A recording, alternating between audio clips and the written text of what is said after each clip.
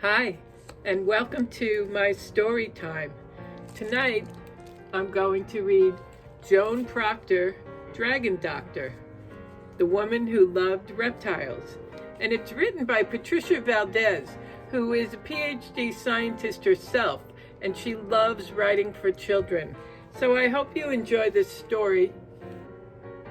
It's about a woman who, in the time when women were not scientists, were not allowed to be scientists, she became a scientist for a very unusual subject. So let's get started. Joan Procter, Dragon Doctor, the Woman Who Loved Reptiles, by Patricia Valdez, and illustrated by Felicita Sala.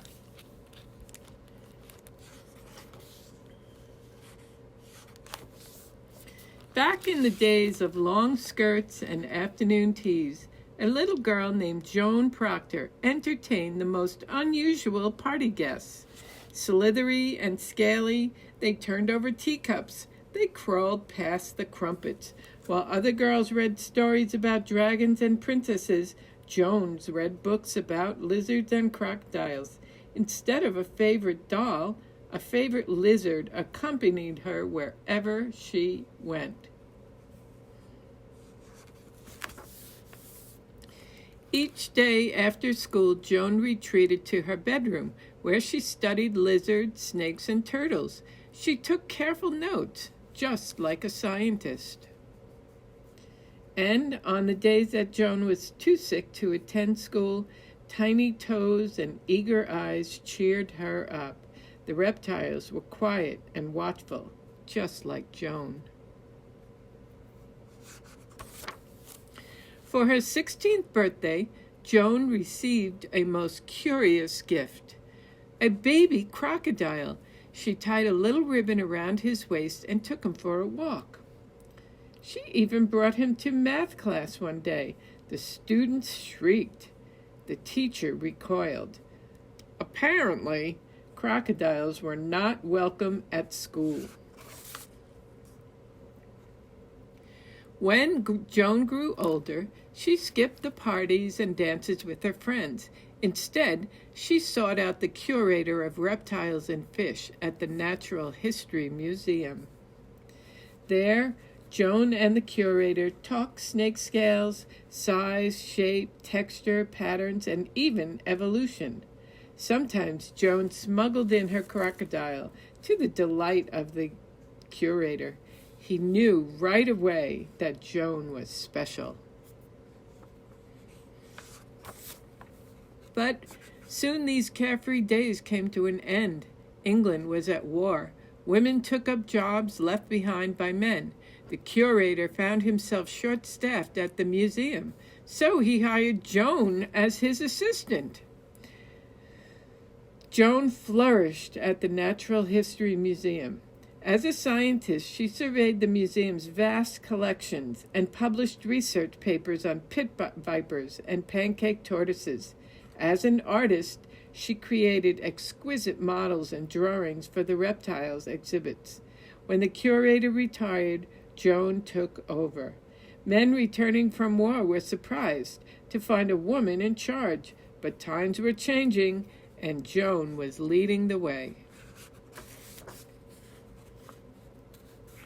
A few years later, the London Zoo decided to replace its old, outdated reptile house. The zoo director asked Joan to design a new home for the animals. Joan knew exactly how to keep the reptiles happy.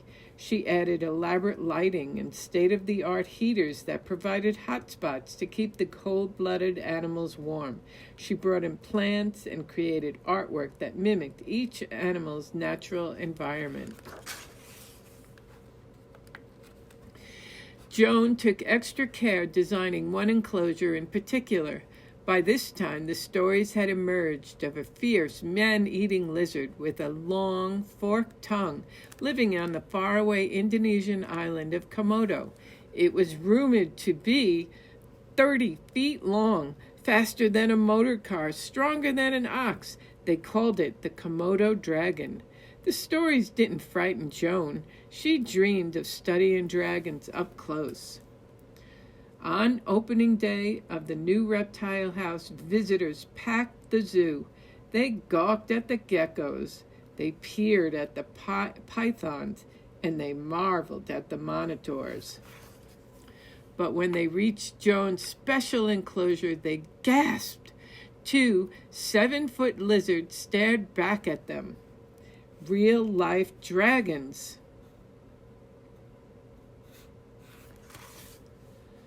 Although the visitors were thrilled, Joan was concerned. One of the Komodo dragons, Sambawa, did not look well. To the shock of the zoo guests, Joan entered the enclosure. She moved Sambawa to the reptile clinic with the help of the 6 nervous keepers.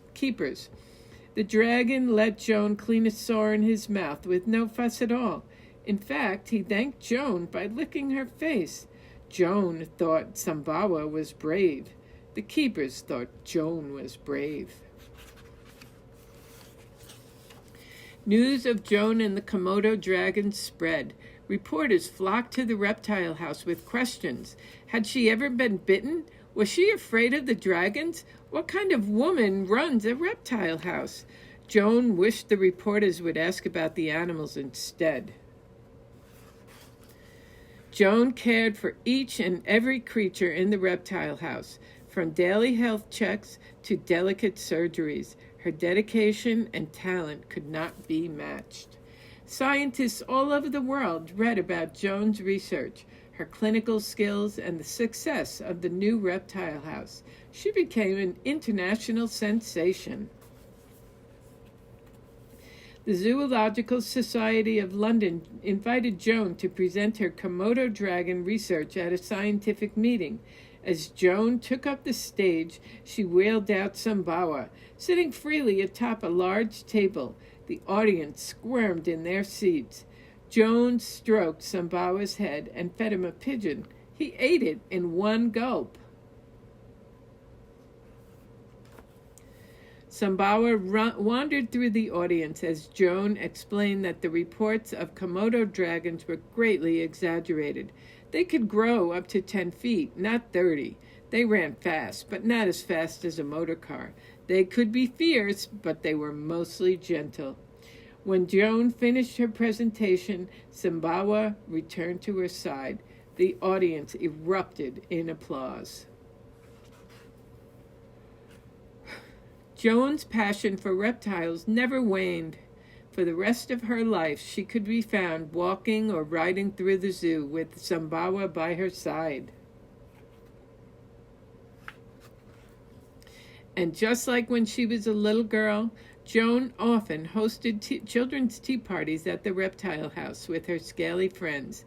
Sambawa was the guest of honor.